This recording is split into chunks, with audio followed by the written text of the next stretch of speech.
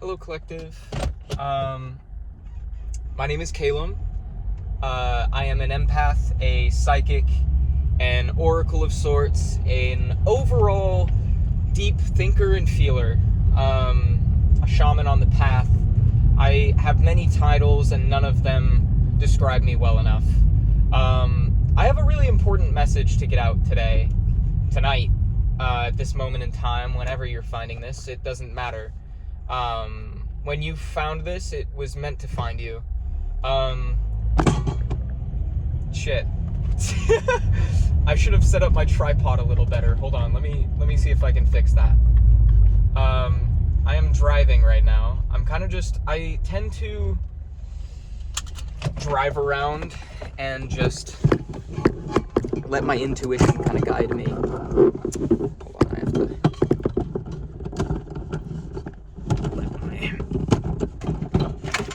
get my tripod some stability. I bought this tripod and I've yet to really use it. I did when I first got it. Yeah, there we go. There we are. That should be stable. Hopefully. If it doesn't stay, it doesn't stay. We'll make do. I have an important message. I've never done a video like this, and you're probably not going to be able to see me for most of this, and I hope you can hear me at least. I'll try to talk loud. I've had a really... Today in general has been a whirlwind. I don't know if you saw my video that came out before this. It was a moment for me to self-reflect and kind of let you guys in on my world and let you in on the ways that I think about things. And I'm very grateful that I got the opportunity to show you that side of me, because I think it's really important that we see each other for who we are, see all of the facets of our personalities. And I wanted to touch more on what I talked about in that video and talk more about the revelations and things that I've learned about myself since then. It is now 9 o'clock. That video was recorded at 5:30. So it's only been about 4 hours. Less than that. I wanted to expand more on the situation and some of the feelings that have come up. But overall, the message I want to talk about is love. I want to talk about the importance of it, how you should have it guide you, and I feel like the rest will come to me as we go. Again, I've never done a message like this, so let me know if it's something you want to see more of. It's something that I don't know. I tend to just get into a flow state with spirit, and I'm realizing what that feels like now, and I realize the value in that now, in how I can share the knowledge that I've gained with you. Yeah, so the issue that I was dealing with was my sister wanted to go to the furry convention. She's a furry, and I fully support it. I think it's a beautiful expression of self, or rather, she's Therian, and I love it. I think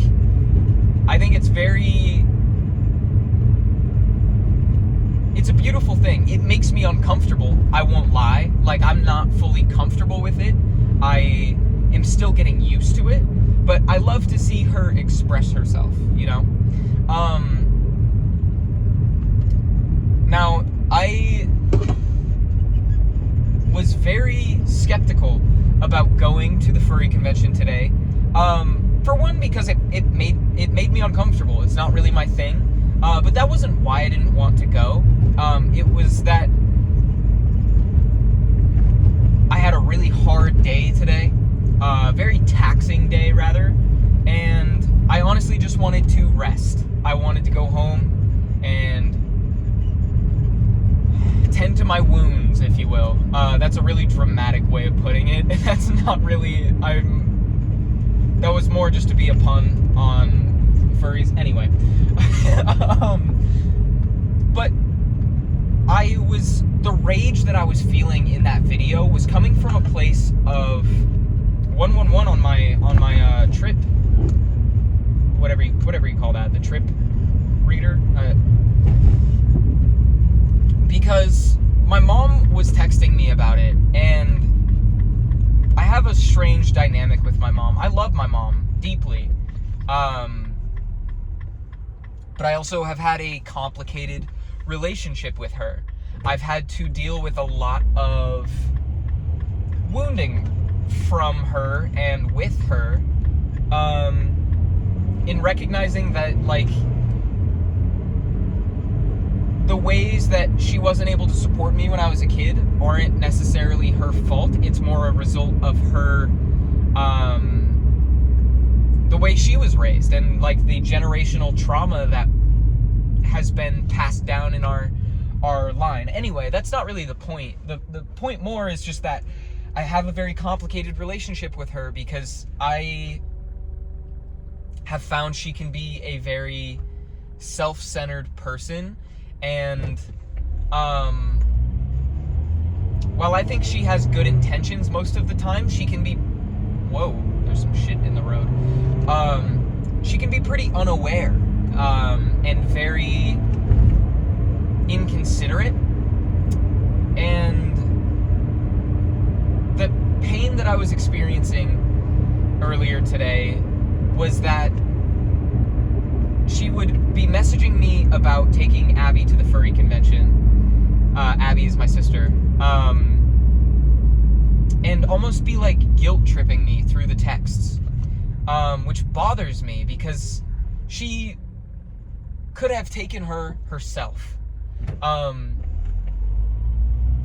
I promise this circles back. I just want to fill you in on what's going through my head. And it makes me really angry that she would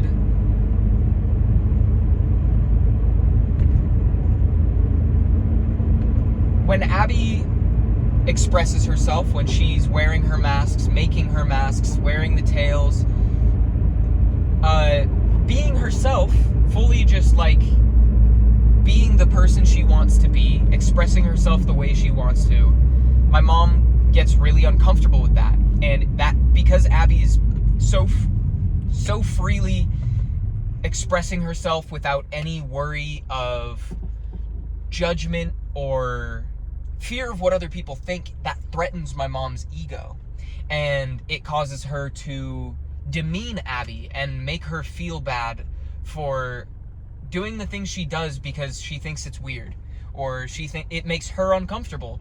She said, and she phrases it in a way that's like, oh, you know, I don't want you to get bullied. And it's like, but Abby's like, I won't, like, I know I'm gonna get bullied. I don't care. I want to be me. And she has the tendency to project on people, project the things that she's feeling, and phrasing it in a way that comes off digestible and comes off sympathetic, but it's fake sympathy. Anyway, I don't want to keep talking about this dynamic, because I could talk about that for hours. That's its own video. That bothers me because she's projecting those things on me, and it's almost like she has the impression that I don't want to do this thing because of her beliefs, because it makes her uncomfortable, therefore it must make me uncomfortable, which it does, for sure, but not to a point where I would deny Abby the joy of that experience. My gripes with the situation were that I had a really hard fucking day, and you aren't being considerate to my schedule, to my experience, by guilt tripping me into doing it when I already want to. I already agreed to doing it. I already talked with Abby. We are already making plans.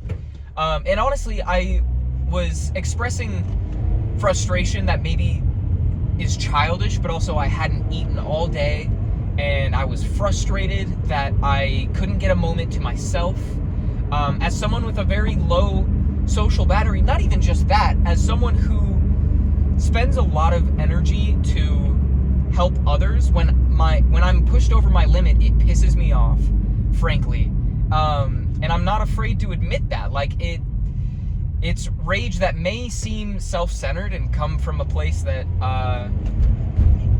is not understandable to everybody, but like, I have to take my time to recharge, and I did take my time, and I worked through the feelings that I was feeling, and re-centering myself. Now, the whole point of all of this is to say that, like, I was really frustrated with my mom, and I was frustrated that I was being pushed outside of my limit, and I was starting to get reactive, and I had to check myself.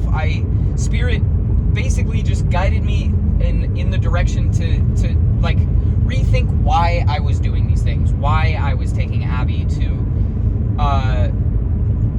this event, because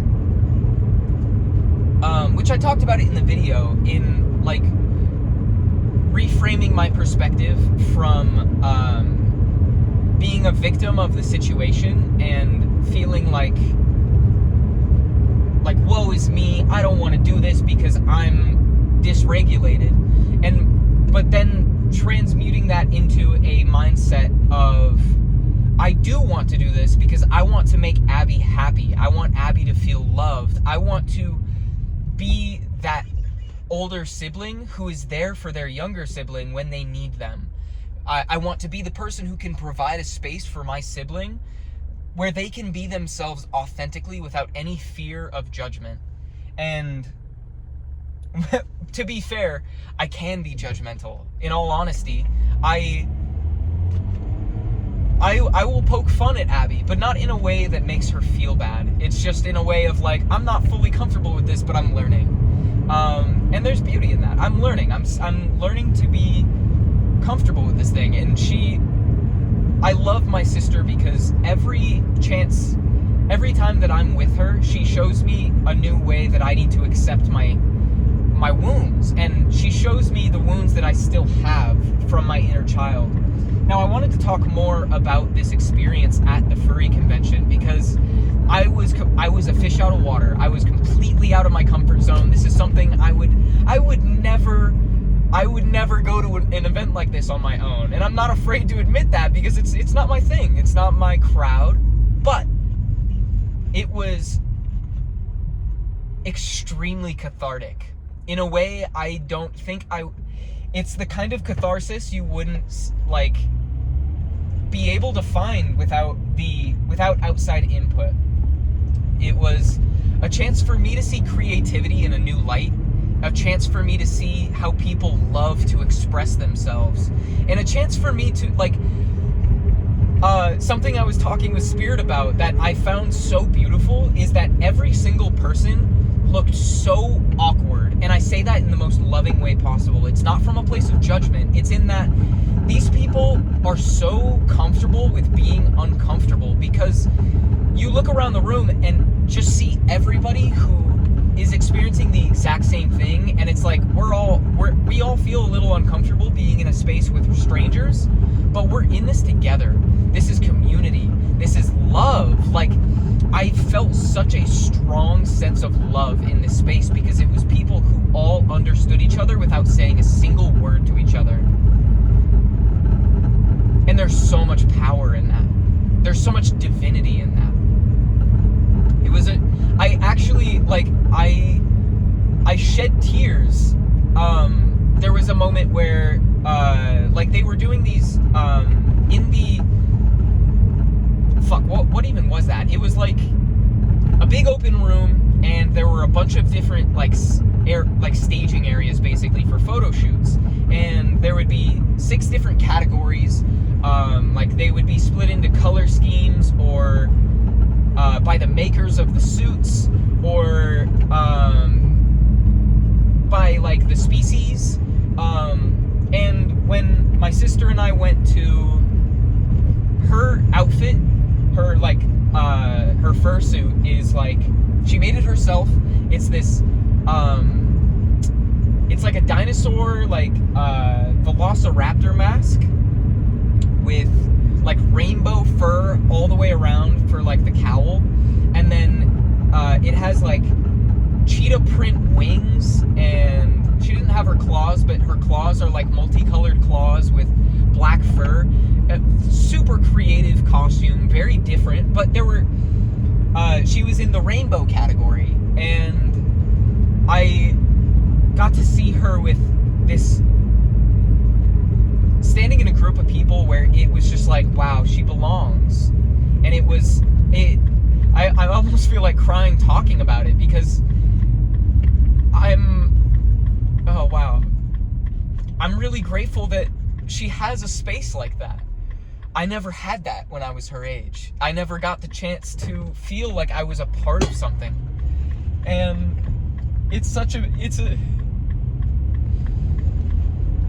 I find so much value in it, because I've been that kid who was shunned, who was left out, who was attacked for being who I wanted.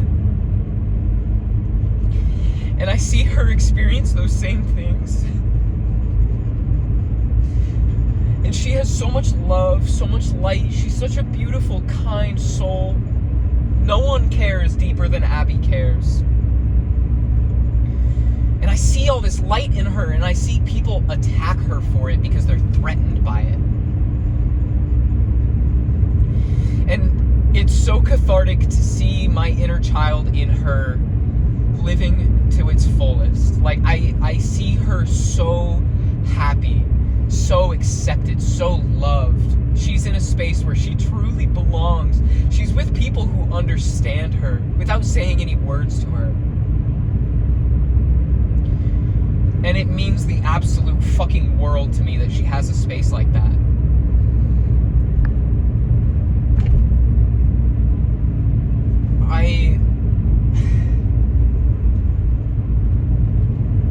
I'm just so grateful.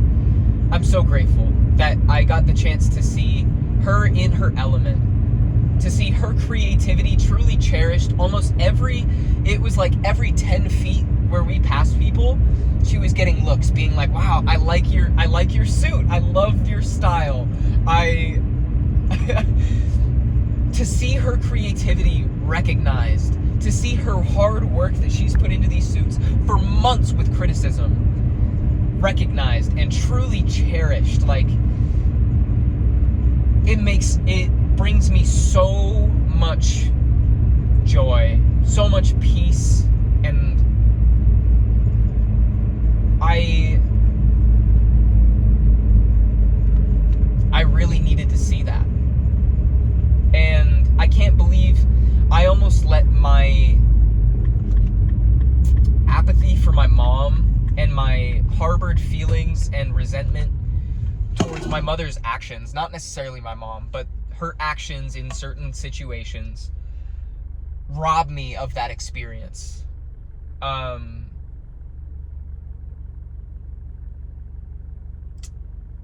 So the lesson I kind of want to get across is the value of moving, from a space of love to truly think about the way, like, when you have a reaction to something that makes you uncomfortable, something that scares you even, something that excites you. Think about what part of yourself that desire, that reaction is coming from.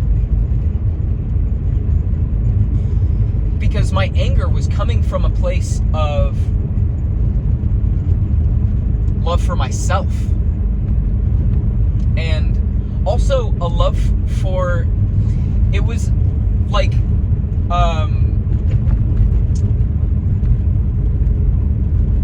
I was so mad at the way that my mom was acting towards me, because it utterly offends me for her to think that I don't fully support Abby in her entire being.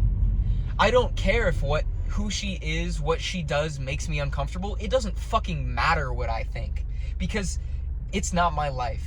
She is her own person, and she's a beautiful person. She is magnificent. I adore her. with everything in me. And it makes me upset as someone who I unconditionally support everyone, even people that I don't align with, people that I don't like. I support them because everybody deserves to be supported. And it really upset me to have someone think that I wouldn't support someone, especially someone that I deeply love. Abby is one of my best friends.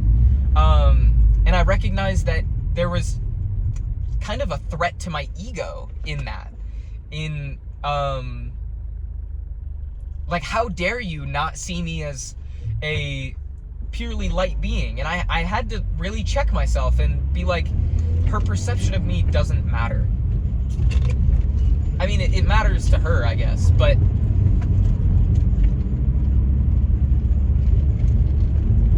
in the grand scheme of things, the way that she views my actions, views the way I see the world, does not hold any bearing to how I actually move through the world, to the person that I am. Because I think I talked about it in the video, but I'm a person of my word. I told Abby I would take her to the convention, and I was going to do that. But I feel like I'm talking all over the place. Actually, I'm gonna try to recenter myself. It was really important that I recentered that I wasn't doing the right thing in the vein of servicing my ego, to be like, I am a good person. I am a person of my word, because, like, while I am, it's also not a good thing to be like, to only do things because you said you would. It's important that you do things from a genuine place of wanting to do the right thing. And I had this was a good moment for me to really keep myself in check and recognize that my desire was not from a selfless place. It was a very selfish desire to prove that I am the person that I want to be. And in all honesty, I'm still working towards that. I always will be. Like my video title was, I'm not perfect and I don't want to be. I want to be a work in progress, because as long as I'm working on myself, that proves that I'm growing. And to grow, oh, that dude. Yep, just ride your bike across the intersection, bro. It's a green light, my friend. It was really important that I recognized that that Abby deserves to be supported from a place of love for who she is. Like, recognizing the love that I have for her, and recognizing how much I want to see her thrive in an environment where she feels like her truest self. It's really important to me that she feels that support from a true place, and not, I don't want to be another person who's using her as an extension of self. She is not a pawn for me to service my ego.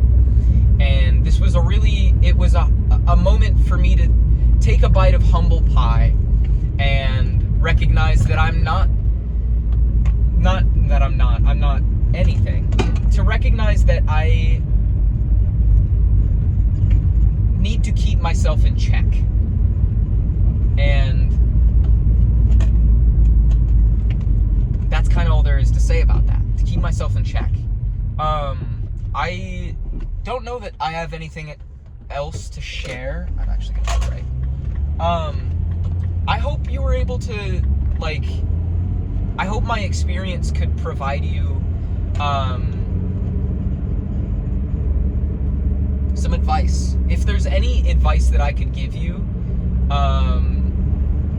from this situation, is to always move from a place of love, but love to, like, for others and not love for yourself. I mean, I guess love for yourself, like, I don't know. I hope you get what I mean. Move from a place of selfless love, you know?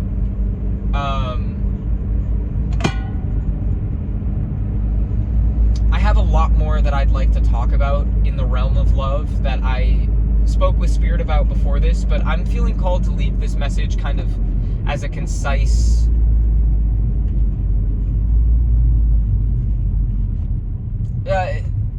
grounded in the same realm, I guess.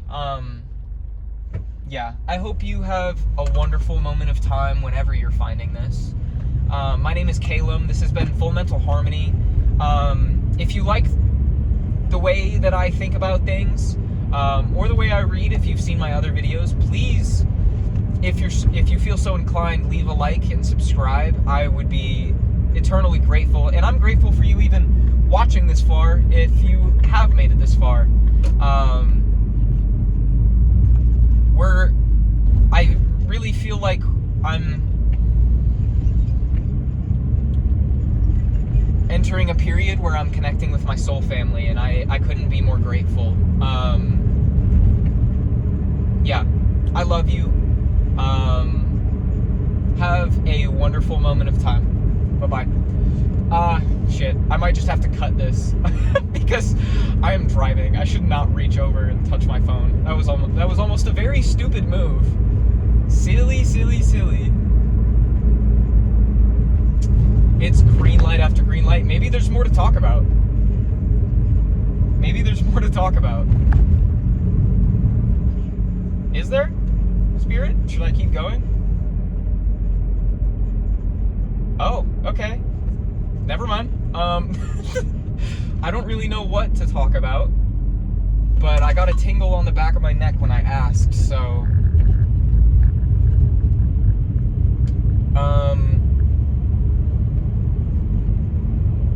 There was more I wanted to talk about. Wait, hold on.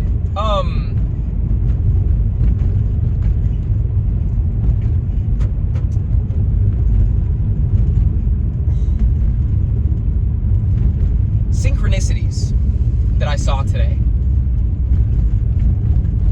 that I wanted to talk about. All day, I've been seeing fire trucks, or the fire service, everywhere. When I was at work earlier today. Sorry for giving you the whole outro spiel. We're not done, I guess. Thank you for sticking around if you're still listening.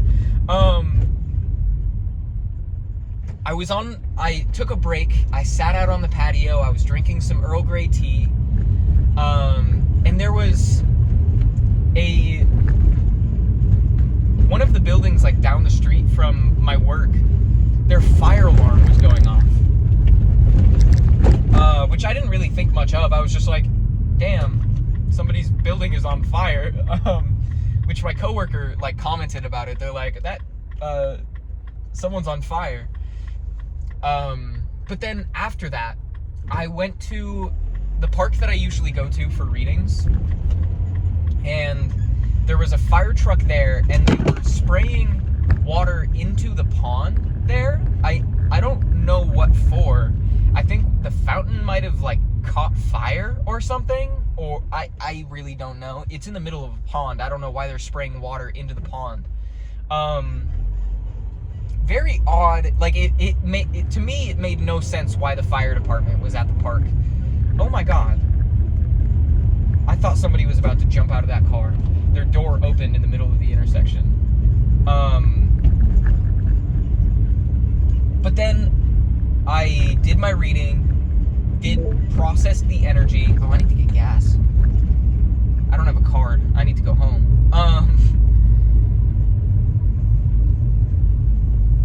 And then, as I was on my way to my mom's house to pick up my sister, I saw another fire truck going the opposite direction on the freeway, which, very creepy.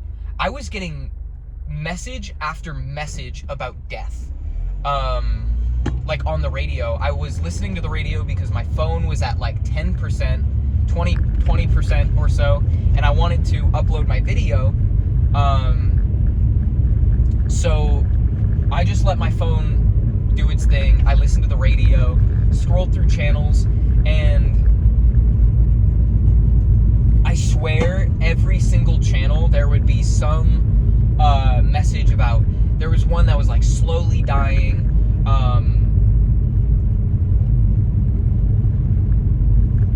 There was a couple others.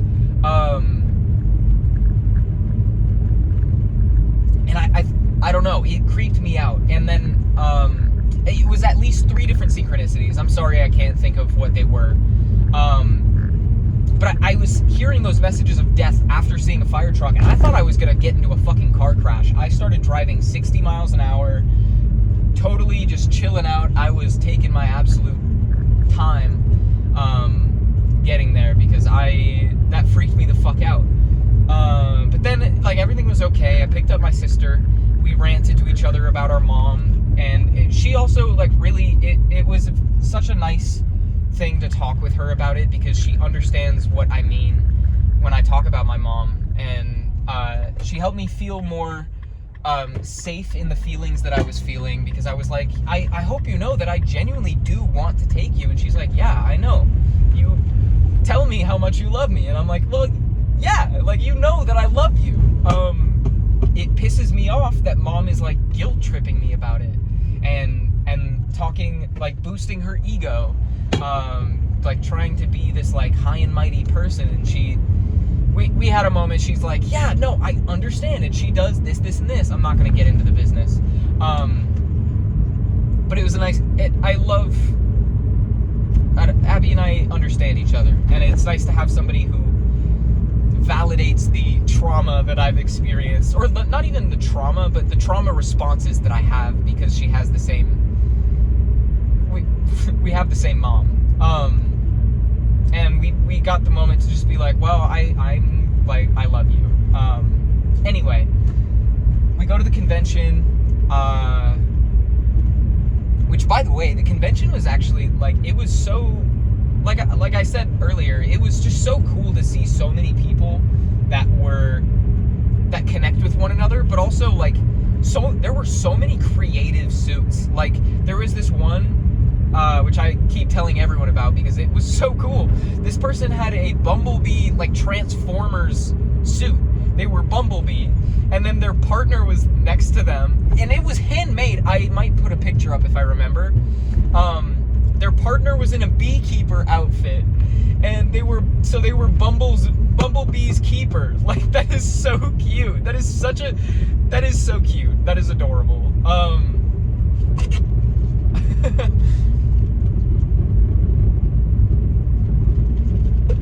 Obsessed. But there was a lot of, I don't know, it was a beautiful thing. So many creative people expressing themselves the best way they know how. Lots of happy couples, and you love to see it. Those dudes are about to fight. That dude's locked the fuck up. Not locked up. Not even locked in. I was, like,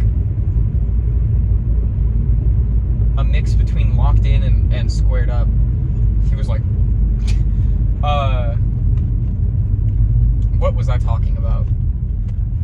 1, 2, 3 on my dash. Yeah, that was beautiful. And then afterward, Abby and I are leaving, and we went and got In-N-Out. And when we went to In-N-Out, we sat down after ordering, and 4 or 5 fucking firefighters walk in. And I'm like, okay, that's it. This is creepy at this point. This many, like, I didn't even know, like, I don't know. I've had more and more synchronicities show up that are just odd to me, because it's like, usually I feel like to the average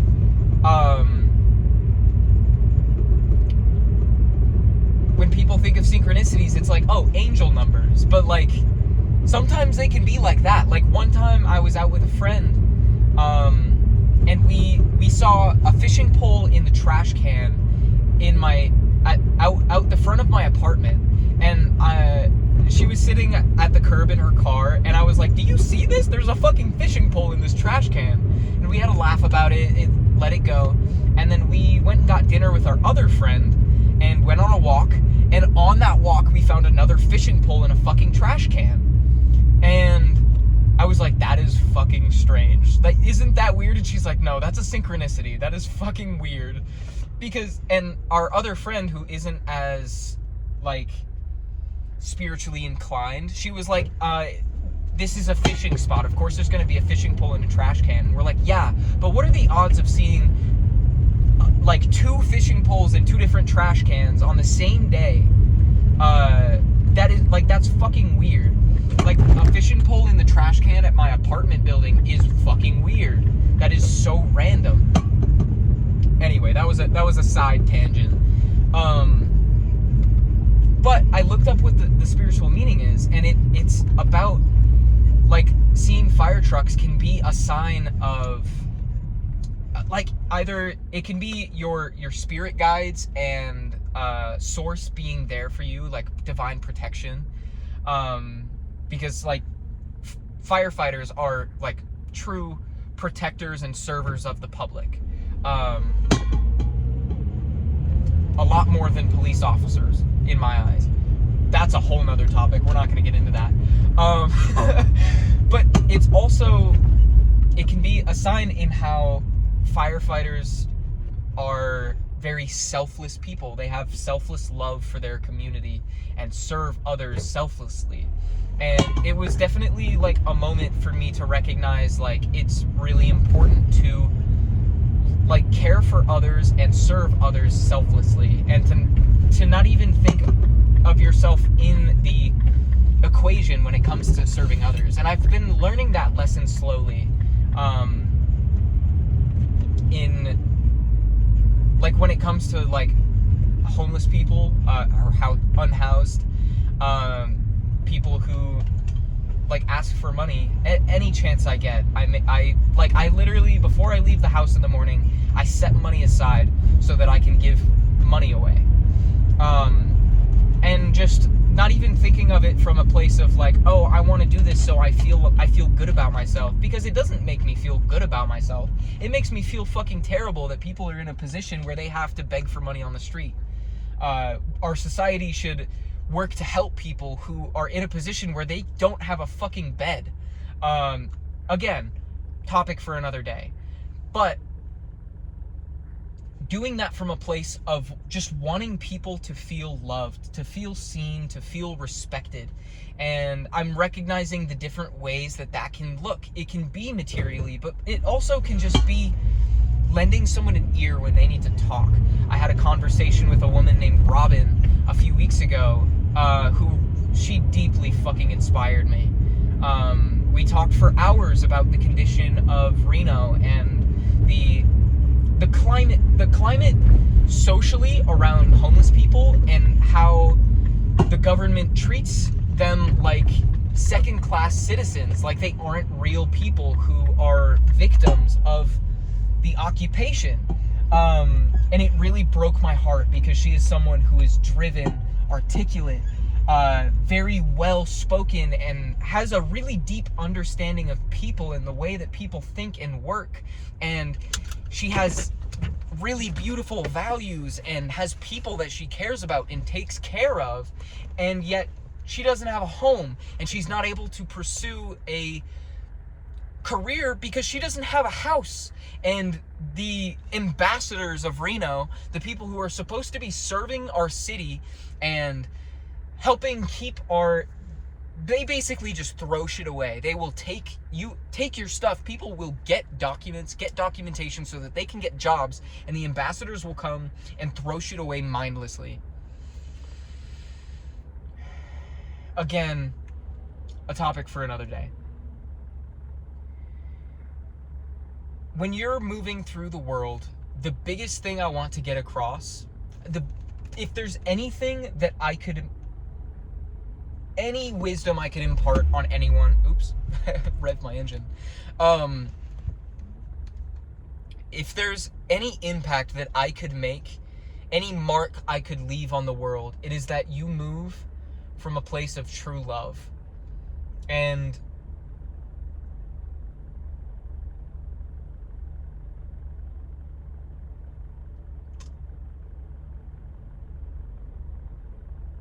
treating everyone around you like you would want to be treated. Like, I know how cliche the golden rule is, but it's fucking so applicable. Not even just how you would like to be treated. Imagine your favorite person, how you would treat that person, the respect you would extend to them, and try to extend that to every person that you meet.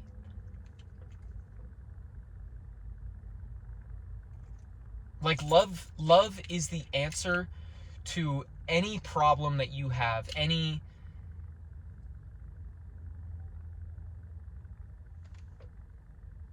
that was cute. There was a girl crossing the street and she was like skipping to her partner that was on the other side. That was adorable. If you approach a situation from a desire to extend love and understanding to the person in front of you, so many of our issues in the world would be resolved. Because I feel like there's such a we have this sickness right now where everyone wants to be in conflict. And we see this on platforms like Twitter, where people just want to be in turmoil. They search for turmoil. They search for reasons to be mad at each other. I've experienced this recently in my social life. People like trying to build cases so that they have a reason to be upset with you because they're upset with themselves. If you move from a place of understanding why you feel the way you feel about things, from like taking accountability for your own feelings, taking accountability for the ways that you've co-created those feelings, and not projecting those feelings onto others. Like if you're having a bad day, don't go and be like, I'm having a shitty day, so you're gonna have a shitty day too. Recognize, I'm having a shitty day, I want your day to be better. And that was what I told to Abby, was that I was like, I'm kind of in a bad mood, or at least I was. Like when I got to her, I was in a better mood because of the reading that I did and the like knowledge that Spirit gave me and the recognition I had of like the ways that I was feeling. But I vocalized that to her. I was like, I'm like upset with the way that Mom's acting, but I don't want that to affect the time that we're gonna have. Like, my day was really hard, and to deal with all of this conflict was really stressful, being as dysregulated as I was, and I want you to know that I want us to have a good time. Like, we're gonna leave that behind us. We got the energy out, we released it, we talked about it, now let's have fun. Like we're gonna have a good time. And we did. We had a fantastic time. She had so much fun.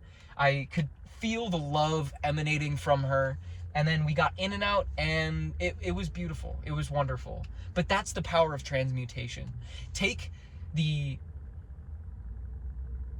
shit that you've gone through and use that to give you a reason to make others feel better.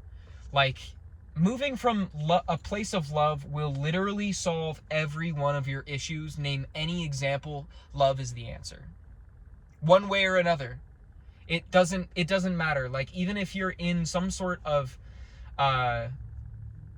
like financial bind,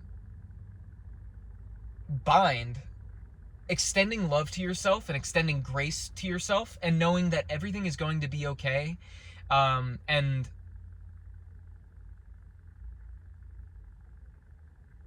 loving the fact that you get to be here, all will be okay. It may not fix the issue. Not every issue can be fixed with love, I guess, but it'll absolutely make you feel better about it. You'll be able to look back and be like, at least I had a good outlook. Your perspective is everything. It's a choice to hurt others. And sometimes we do it on accident. Like, we can be clumsy with other people's feelings, but the way that you respond to that is, again, like, you can be clumsy with someone's feelings. You can really hurt people. Speaking from experience, I have hurt a lot of people in my past, and I've had to work through my guilt of that. But at the end of the day, as long as you are trying to be better and mend, like the Sun card was talking about in my last reading. Oh, I can't, my deck is in my glove box, but I think it's like recognizing when you're the lead and being willing to recognize when you caused a wound and making the effort to mend that wound. It is, if you hurt someone, it's your responsibility to mend the situation. I feel like I've been talking all over the place. I think this is actually where the reading, we didn't read any cards. This is where the message is going to come to a close. I'm very grateful if you stuck around all the way to this point. I wasn't prepared for this to be a 45-minute thing. My phone's about to die, actually. I should probably wrap this up. Yeah. Move with love. Take care of one another. Even if you don't like people, take care of them. Everybody deserves to feel loved, because the things that you don't like about someone are probably a reflection of what you don't like about yourself. And what people don't like about you is just a reflection of what they don't like about themselves. And it's important that you understand that, and understand that nobody hates each other. We all hate shitty feelings, and we hate hurting. So we should love to love each other. We should love to heal each other. Yeah. My name is Calum. I am a healer. And I hope you tell someone you love them. I love you. Yeah. If you want to book a personal reading with me, you can reach out to me on Instagram at Full Mental Agony, all one word.